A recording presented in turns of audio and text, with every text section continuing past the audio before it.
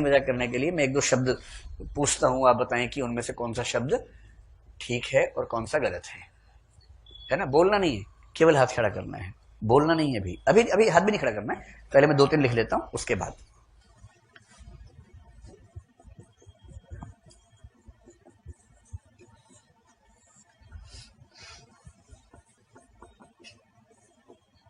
ठीक है, किसी को बोलना नहीं है। तो आप में से कितने लोग मानते हैं कि तीनों शब्द सही लिखे हैं? हाथ खड़ा कर लें। वंडरफुल। कितने लोग मानते हैं कि तीनों गलत लिखे हैं? ऐसे लोगों की संख्या सोच लीजिए, चेहरा पहचान रहा सबका। 1 2 3 4 5 6 7 8 9 10। और कितने लोग मानते हैं कि दो ठीक हैं एक गलत है? इसमें ज्यादा है, मोदी लहर इसमें चली है। कितने लोग मानते हैं कि एक सही है दो गलत है? ऐसे लोग करीब 12 के आसपास है। चलिए, मजे की बात है कि तीनों गलत हैं। देखिए, अभी अभी हाथ खड़ा किया था, अशुद्धियां नहीं करते, और फिर हाथ खड़ा किया, तीनों सही हैं। और अचानक सामने से बताया गया तीनों गलत लिखे हुए हैं। इससे डरना नहीं है। ऐसे शब्द हिंदी में 10 ही हैं कुल मिला के, जिनमें से 3 आ गए आपके सामने। मतलब टीचर डराने के लिए बोल सकता है कि मैं ऐसे और बहुत शब्द बताऊंगा। ऐसे कुल मिला के 8-10 ही शब्द है, ज्यादा नहीं है, 8-10 ही होते हैं। किंतु खेलने के लिए, बच्चों को ये महसूस करवाने के लिए कि हो सकता है कि कुछ शब्द हमें ठीक से ना पता हो, इन शब्दों का इस्तेमाल किया जाता है। तो जिन लोगों ने कहा था कि तीनों गलत हैं, वो हाथ खड़ा करें। अब 7-8 लोग थे ऐसे। हाँ, अब 3-4 बढ़ गए हैं। सम्मान हुआ तो बढ़ गया अचानक 3 लोग। आप बताइए जरा कैसे ठीक करें, उठ के बताइए, मैं ठीक कर देता हूँ। इसको कैसे करना होगा? दोनों जो आधे हो जाएंगे। ठीक है, अब ये ठीक हो गया, बहुत बढ़िया। इसको कैसे करें? ये कर।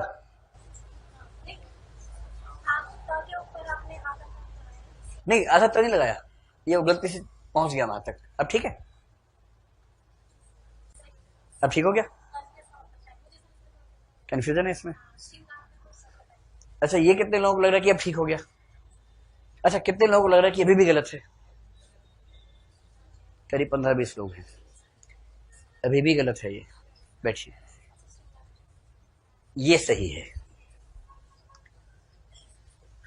अतिशय प्लस उक्ति। लेकिन बचपन से लोग रटते हैं अतिशयोक्ति, आधे श में रटते हैं, तो अभ्यास वही पड़ जाता है। ये वो गलती है जो हम बचपन से करते आ रहे हैं, इसलिए हमें लगता ही नहीं कि गलत हो सकता है। श्रृंगार तो ठीक लग रहा है, नहीं लग रहा? जैसे ये है श्र, श्र, ठीक है, श्र तो हो ही गया पहले से, ये और लगा दिया। अब इसको बोल के बताओ कोई कैसे बोलेंगे? एक ऐसा श जिसमें र भी लगा हो और री भी लगा हो, एक साथ बोलना है। नहीं नहीं, अगर आप श्री बोलेंगे तो मैं कहूंगा श्री तो ये होता है।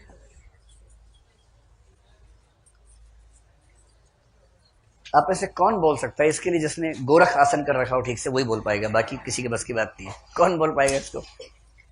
कोई नहीं बोल सकता, इसका उच्चारण असंभव है। आप बोलेंगे? हाँ बोलिए, कौन है? हैं? श्र। अगर श्र है तो फिर ये बोलो जरा क्या है। ऐसा करो, उठो जरा, उठो। अब आपको इन दोनों को बोलना है बारी बारी, और बताना नहीं है कि पहले कौन सा बोला बाद में कौन सा बोला, ये जनता बताएगी। दोनों बोलिए, इस तरह से कि दोनों का अंतर भी स्पष्ट हो जाए। बोलो बोलो, सिर्फ बोलो। हाँ,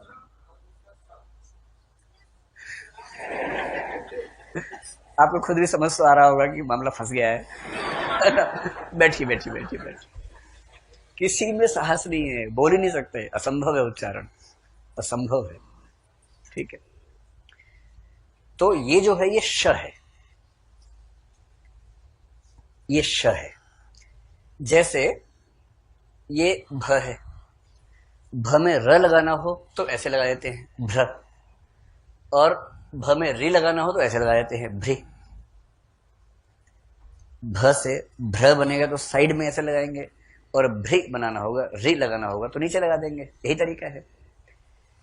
ऐसे ही क्योंकि हमें अभ्यास बचपन से इसका है, तो हमें ये नहीं पता होता कि ये वाला जो लगा हुआ है ये र है, ये श्र है, श्र। इसमें से र हटा देंगे तो ये रह जाएगा, और र हटा के रि लगाएंगे तो ऐसे लिखा जाएगा। लगभग सारी किताबों में भी गलत लिखा होता है, क्योंकि हिंदी की टाइपोलॉजी में, टाइपिंग के सॉफ्टवेयर्स में आमतौर पर यह वाला श्रेय मिलता ही नहीं। गूगल का जो इंडिक टाइपिंग सॉफ्टवेयर है उसमें भी ये नहीं मिलता है, क्योंकि वहां जो बनाने वाले उनको भी नहीं पता, बचपन से वही याद कर रहे हैं। लेकिन खुशी की बात है कि ऐसे शब्द कुल मिला के 8-10 ही हैं। तो ऐसे बहुत सारे पक्ष होंगे भाषा में जो सीखने होंगे, सीखेंगे। अब जो ओरिएंटेशन क्लास है उसमें हमें कुछ बहुत बेसिक बातें समझनी है, एकदम बेसिक बातें समझनी है। पाठ्यक्रम भी समझना है, लेकिन मैं चाह रहा हूं कि पाठ्यक्रम पर हम 1 घंटे बाद आए। पाठ्यक्रम को समझने के लिए जो समझना है पहले वो समझ लेते हैं, ठीक है। मैं आपको सिर्फ ये समझाना चाह रहा हूं कि जो हिंदी साहित्य पढ़ने वाले हैं उसमें 2 शब्द हैं, एक हिंदी और एक साहित्य। हिंदी क्या है, अभी हम एक धारणा मान के चल रहे हैं कि हम सबको पता है।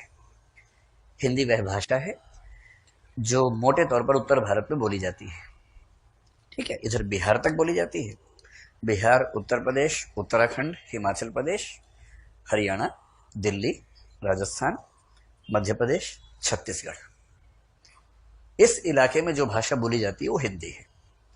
थोड़ा सा हैदराबाद की तरफ जाएंगे तो वहां एक खास किस्म की हिंदी चलती है, तंदाना तंदाना, ताने दिन तंदाना, सुना है आपने वाला गाना, बहुत फेमस गीत था। या तो कायकू जारिया है, कायकू, सुना है ऐसी भाषा।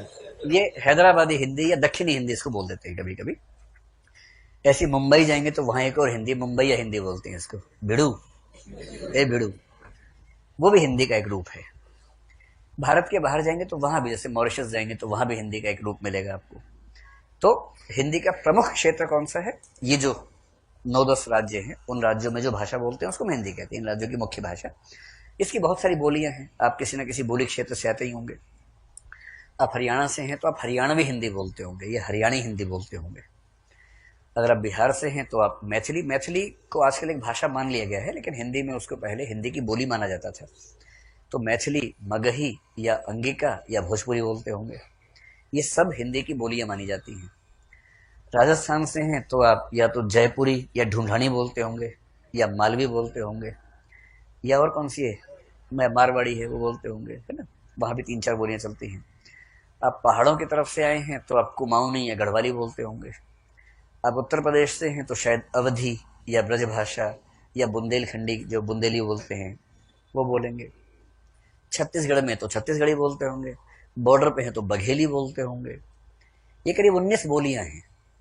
इन 19 बोलियों के समूह को हिंदी कहते हैं। तो आप इन 19 बोलियों में से किसी भी बोली को बोलने वाले व्यक्ति हों, आपकी भाषा हिंदी मानी जाएगी। तो हिंदी कैसे बनी, कब से बनी, कैसे कैसे बदली, वो सब हम समय आने में पढ़ेंगे। अभी के लिए हिंदी आपको पता है। जो नया शब्द आपके लिए है वो है साहित्य। तो हम शुरुआत करते हैं साहित्य से। ये क्या चीज है, इसमें क्या समझने का मामला है।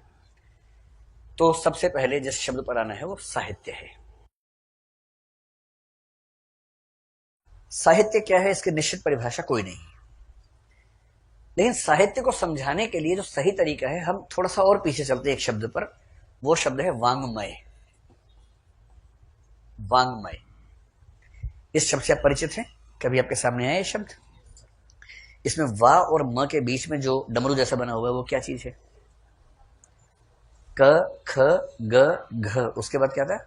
अंग, जैसे गंगा। तो कहीं कहीं आप देखते हो ना, गंगा ऐसे लिखते हैं, आप तो आसानी में ऐसे लिखते होंगे गंगा, ये सही है, गलत नहीं है। इन कुछ लोग आप देखेंगे कि ऐसे लिखते हैं गंगा, और कुछ लोग से क्या पढ़ते हैं? गडगा। गडगा नहीं है गंगा है, गंगा ही लिखा हुआ है। और दरअसल जो लिखा है वही ऊपर भी लिखा है। इस बिंदी का मतलब यही है, यहां पर इस शब्द में इसका मतलब यही है। एक हल्का सा नियम बताता हूं, आपकी रुचि उससे बढ़ेगी। जैसे अगर कोई आपसे कहे एक शब्द है ये गंदा, इसका अर्थ पता है आप लोगों को? चलिए, एक शब्द है ये गंभीर, यही पता है आप लोगों को। अगर ऐसा लिखा हो तो कोई कंफ्यूजन आपको नहीं होता ना कि पहला गंदा है दूसरा गंभीर है। पर ऐसा क्यों होता है कि इसमें आपने गंदा यानी कि ये न बोला, और इसमें गंभीर यानी कि इसको म बोला। ऐसा कैसे हो रहा है? बिंदी तो एक ही है और उसी बिंदी को आप बचपन से अलग अलग बोल रहे हैं, पर यह बात दिमाग में कभी नहीं है कि एक ही बिंदी के नाम अलग अलग क्यों हो जाते हैं। तो ये हिंदी भाषा का एक नियम है, इसको पंचमाक्षर का नियम कहते हैं। आमतौर पर अधिकांश मामलों में क्या होगा, बिंदी के बाद जो वर्ण आएगा उस वर्ण का जो वर्ण समूह है उसका 5वां अक्षर उच्चारण में आता है। क ख ग घ याद है आप लोगों को बचपन से? क के बाद कौन सा वर्ग आता है? वर्ग च। उसके बाद फिर च आता है, त टे नहीं ट। ये हरियाणा और राजस्थान में कै खे गै घे चलता है। वहीं से हैं? कहां से हैं? हाँ राजस्थान, वही हरियाणा राजस्थान बोलते हैं कैसे कबूतर, जबकि कबूतर कैसे नहीं होता है। कैसे कबूतर कैसे हो सकता है? मैं हरियाणा से हूं इसलिए मैंने बचपन से ऐसे ही याद किया है। बोलेंगे कैसे कबूतर, तो समझ नहीं आता कि कैसे कबूतर कैसे बना। कै खे गै घे अंग चे छे पूरा हो चलता है। अब इससे बिहार और यूपी के लोग बहुत खुश है कि चलो हरियाणा राजस्थान को डांट पड़ गई, तो बड़ा अच्छा फिला रहा है उनको। और बिहार में क्या होता है? कौ से कबूतर। बंगाल में तो पूरा ही कौ हो जाता है, तो बिहार में आधा कौ होता है। तो ठीक है, कौ खौ गौ घो कौ से कबूतर। तो अब क्योंकि आप लोग हिंदी साहित्य पढ़ रहे हैं तो ना तो कैसे कबूतर होगा ना कौ से कबूतर होगा। कबूतर कैसे होगा? क। सिंपल है, क बोलो। क से कबूतर, ख से ग से गधा। तो सबसे दीनहीन प्राणी जिसको सबने इतनी गालियां सुनाई है बिना वजह के, वो गधा है बेचारा। तो ये जो नियम है, और ये जो क वर्ग पहला होता है क वर्ग, दूसरा होता है च वर्ग, तीसरा ट, फिर त, फिर प। कै च टे ते प नहीं, क च ट त प। इसको याद करने का तरीका, कचोटता प्यार। जीवन में कभी नहीं भूलेंगे इसके बाद आप। क च ट त कचोटता, प से प्यार। आपकी उम्र के माकूल भी एकदम। इस उम्र में ऐसी उदाहरण याद रहते हैं, भक्ति के तो याद रहते नहीं इस उम्र में। तो अब जरा बताओ दूसरा वर्ग कौन सा है? इधर मत देखो, याद करो, कचोटता प्यार। तीसरा कौन सा है? चौथा त, क्योंकि दिमाग में कचोट रहा है एकदम।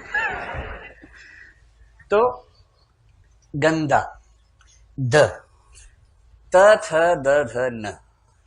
जिस वर्ग में द आता है वो त वर्ग है और उसकी पंचम ध्वनि क्या है? न। तो क्योंकि द बाद में आया, इस बिंदी का मतलब हो गया न। अब गंभीर, भ कौन से वर्ग में है? प फ ब भ म। क्योंकि भ प वर्ग में है और उसकी पंचम ध्वनि म है, इसलिए जहां भ से पहले बिंदी आएगी वो म हो जाएगा, गंभीर। ऐसे ही गंगा, क ख ग घ अंग। तो ये जो है ड नहीं है, गडगा नहीं है, गंगा है। आप ध्यान से सुनिए, गंगा, इसमें जो ध्वनि आई, और गंदा, क्या गंगा वाली ध्वनि और गंदा वाली ध्वनि एक है या उसमें अंतर है? बहुत अच्छे से अंतर समझ में आएगा। और जब आप उस अंतर के स्तर पर बात को ध्यान में देखेंगे तो समझ में आएगा कि वो अंग है। अंग स्वतंत्र रूप से बोलना बड़ा मुश्किल है, उसमें अ नहीं है, ग भी नहीं है। अंग में अ और ग हटा के जो बचा, दरअसल ये वो ध्वनि है, उसको स्वतंत्र रूप से बोलना मुश्किल होता है, इसलिए सुविधा के लिए अंग बोल देते हैं, जबकि दरअसल वो अंग है नहीं।